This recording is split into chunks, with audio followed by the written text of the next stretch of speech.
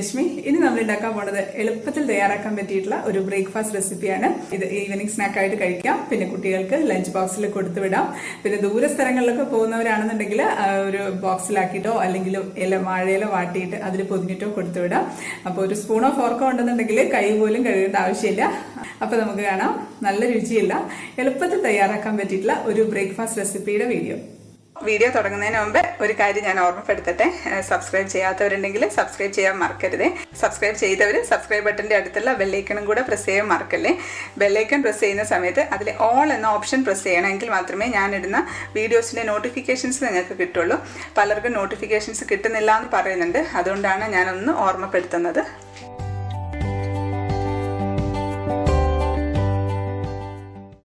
Breakfast recipe ഉണ്ടാക്കാനായിട്ട് 1 cup പത്തിരിപ്പൊടിയാണ് വേണ്ടത്.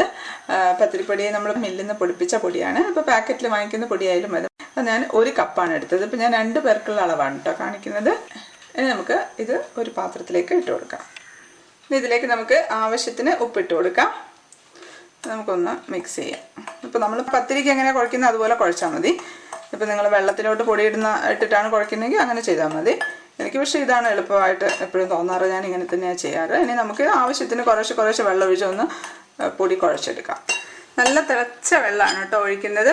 ഒരുമിച്ച് ഒഴിക്കണ്ട, കുറേശ്ശെ ഒഴിച്ചാൽ മതി. കുറേശ്ശെ ഒഴിച്ചിട്ട് ഒന്ന് ഇളക്കി നോക്കുക.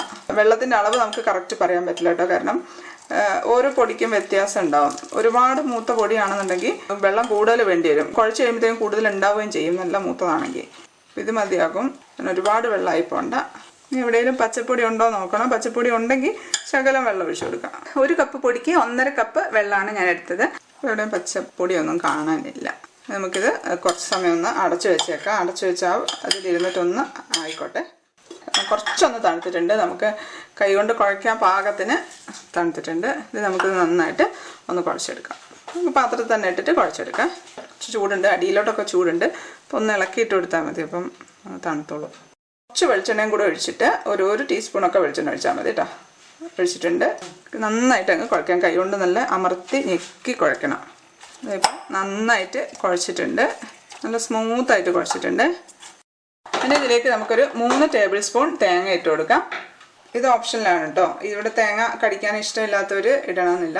ചിലർക്ക് ഇഷ്ടമായിരിക്കും തേങ്ങ. എനിക്ക് തേങ്ങ ഉള്ളതാണ് ഇഷ്ടം. തേങ്ങ ഇട്ടിട്ടും ഇല്ലാതെ ഉണ്ടാക്കാം. ഇനി നമുക്കിത് നന്നായിട്ടൊന്ന് മിക്സ് ചെയ്യാം. ഇതിപ്പം നന്നായിട്ട് കുഴച്ച് വെച്ചിട്ടുണ്ട്. ഇനി നമുക്ക് കുറച്ച് മാവെടുത്ത് ഒന്ന് ഉരുട്ടിയെടുക്കാം. എന്നിട്ട് നടുവിൽ കൈ കൊണ്ട് തന്നെ ഒന്ന് കുഴിച്ചു കൊടുക്കാം. ഇത് പിന്നെ നിങ്ങൾക്ക് ഇഷ്ടമുള്ള ഷേപ്പൊക്കെ ആക്കാം കേട്ടോ. വെറുതെ ഉരുട്ടി വെച്ചിരുന്നാലും മതി. പിന്നെ ഇങ്ങനെ ഉരുട്ടാൻ സമയമില്ല എന്നുണ്ടെങ്കിൽ ഇതുപോലെ വലിയ ഉരുളയാക്കിയിട്ട് ജസ്റ്റ് ഒന്ന് പരത്തിയിട്ട് വേവിച്ചെടുത്തിട്ട് ചെറുതായിട്ടൊന്ന് മുറിച്ച് എടുത്താലും മതി. ഞാൻ രാവിലെയൊക്കെ അങ്ങനെയാണ് ചെയ്യാറ്. ഇപ്പം ഞാൻ കാണാനൊരു ഭംഗിക്ക് വേണ്ടിയിട്ടാണ് ചെറുതായിട്ട് ഇങ്ങനെ ഉരുട്ടി ഈ ഒരു ഷേപ്പിലാക്കി എടുക്കുന്നത്. അപ്പോൾ ഇതുപോലെ ബാക്കിയെല്ലാം ഞാൻ ഉരുട്ടി വെക്കട്ടെ. ഇതിപ്പം എല്ലാം ഉരുട്ടി വെച്ചിട്ടുണ്ട്. ചെറുതായിട്ട് ഉരുട്ടി ഒന്ന് പ്രസ് ചെയ്ത് വെച്ചതാണ്. ഇനി ഇത് നമുക്കൊന്ന് സ്റ്റീം ചെയ്തെടുക്കാം. ഇപ്പോൾ ഞാൻ സ്റ്റീമർ അടുപ്പത്ത് വെച്ച് സ്റ്റീമർ ഒന്ന് വെള്ളം തിളയ്ക്കുന്നുണ്ട്, ആവി വരുന്നുണ്ട്. അപ്പോൾ നമുക്ക് ഇതിട്ട് കൊടുക്കാം. നമുക്കിത് ഇട്ട് കൊടുക്കാം. അത് ഹൈ ഫ്ലെയിമിൽ തന്നെ വെക്കുകയാണ്. ഹൈ ഫ്ലെയിമിൽ തന്നെ വെച്ച് നമുക്ക് നന്നായിട്ടൊന്ന് ആവിയേറ്റി വേവിച്ചെടുക്കാം.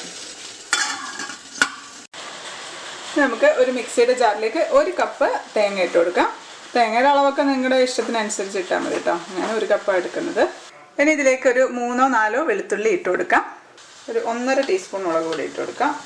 ഇതിലേക്ക് ആവശ്യത്തിന് ഉപ്പിട്ട് കൊടുക്കാം. നമ്മളിപ്പോൾ ചമ്മന്തിക്കൊക്കെ ഉപ്പ് ഇടില്ലേ, ഇത് മിക്സി അടച്ച് വെച്ച് ഒന്ന് ജസ്റ്റ് കറക്കി എടുക്കാം. ഒരു വെള്ളമൊന്നും ഒഴിക്കരുത്. വെള്ളം ഒഴിക്കാതെ ജസ്റ്റ് ഒന്ന് വിപ്പ് ചെയ്തെടുത്താൽ മതി.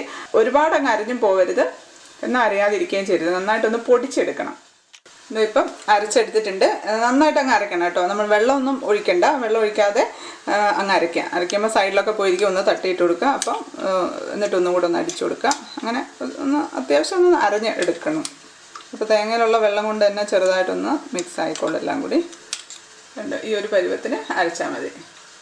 ഇപ്പോൾ ഒരു 10 മിനിറ്റൊക്കെ ആയിട്ടുണ്ട്. ഞാൻ ഓഫാക്കുകയാണ്. ചെറിയ ഉണ്ടല്ലേ ആയിട്ടുണ്ടാവും പെട്ടെന്ന്. ഇപ്പം ചെറിയൊരു ഹോട്ടലുണ്ടാവും കേട്ടോ. ഇപ്പം എടുക്കാൻ നിൽക്കണ്ട. ഇപ്പം എടുത്തു കഴിഞ്ഞാൽ നമുക്കത് കറക്റ്റായിട്ട് കിട്ടില്ല. ഇതൊന്നെടുത്ത് നമുക്ക് തണുക്കാനായിട്ട് മാറ്റി വെക്കാം. ഇവിടെ തന്നെ വെക്കണ്ട. ഇതിൻ്റെ മുകളിൽ നിന്ന് എടുത്ത് അങ്ങ് മാറ്റണം, അല്ലെങ്കിൽ ആ ആവി വന്നുകൊണ്ടിരിക്കും.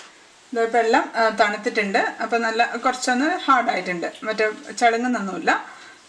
എന്നാൽ ഒരുപാട് ഹാർഡും അല്ല, നല്ല ഒരു സോഫ്റ്റ് ആയിട്ട് തന്നെയാണുള്ളത്. ഇപ്പം ഞാനൊരു ചീനച്ചട്ടി വെച്ചിട്ടുണ്ട്. അതിലേക്ക് നമുക്ക് വെളിച്ചെണ്ണ ഒഴിച്ചു കൊടുക്കാം. ഒരു 1.5 ടേബിൾ സ്പൂണൊക്കെ വെളിച്ചെണ്ണ ഒഴിച്ചിട്ടുണ്ട്. നമുക്ക് ജസ്റ്റ് ഒന്ന് കടുക് വറക്കാനുള്ള വെളിച്ചെണ്ണ മാത്രം മതി. അപ്പോൾ എണ്ണ ചൂടായിട്ടുണ്ട്. അതിലേക്ക് നമുക്ക് കടുക് ഇട്ട് കൊടുക്കാം. 1/2 ടീസ്പൂൺ കടുക് ഇട്ടിട്ടുണ്ട്. കടുക് ഒന്ന് പൊട്ടിയിട്ടുണ്ട്. അതിലേക്ക് നമുക്ക് ഉണക്കമുളക്, 2 ഉണക്കമുളക്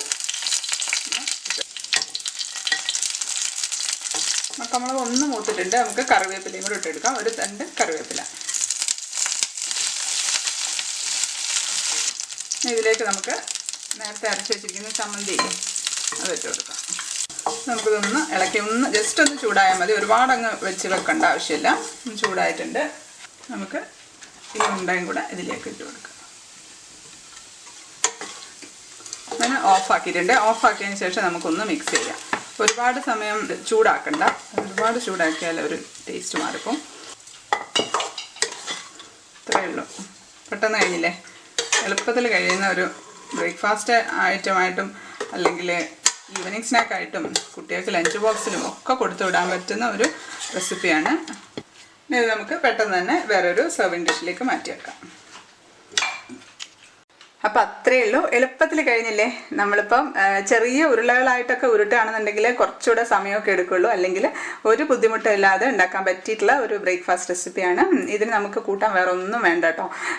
ആ തേങ്ങയുടെ കൂട്ടും കൂട്ടി അങ്ങ് കഴിക്കാവുന്നതേ ഉള്ളൂ. ഇതിപ്പോൾ അത്യാവശ്യം നല്ല രുചിയുള്ള ഒരു ബ്രേക്ക്ഫാസ്റ്റ് റെസിപ്പിയാണ്. ഇതൊരു പുതിയ റെസിപ്പി ഒന്നും അല്ല. നമ്മുടെ അമ്മമാരൊക്കെ പണ്ടൊക്കെ ഉണ്ടാക്കുന്ന ഒരു നാടൻ റെസിപ്പിയാണ്. അപ്പോൾ എല്ലാവർക്കും ഇഷ്ടപ്പെട്ടു എന്ന് വിശ്വസിക്കുന്നു. അടുത്തൊരു റെസിപ്പി ആയിട്ട് കാണാം. Till then, stay happy, stay positive. Bye.